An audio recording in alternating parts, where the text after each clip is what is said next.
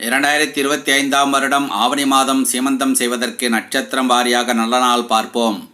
நிகழும் மங்களகரமான விசுவாவசு வருடம் ஆவணி மாதம் 11ஆம் தேதி, ஆகஸ்ட் மாதம் 27/8/2025 புதன்கிழமை, வளர்பிறை சதுர்த்தி திதி, சித்திரை நட்சத்திரம், சித்தயோகம் கூடிய சுபதினத்தில் காலை 10 to 11:30 மணிக்குள் துலாம் லக்னத்தில்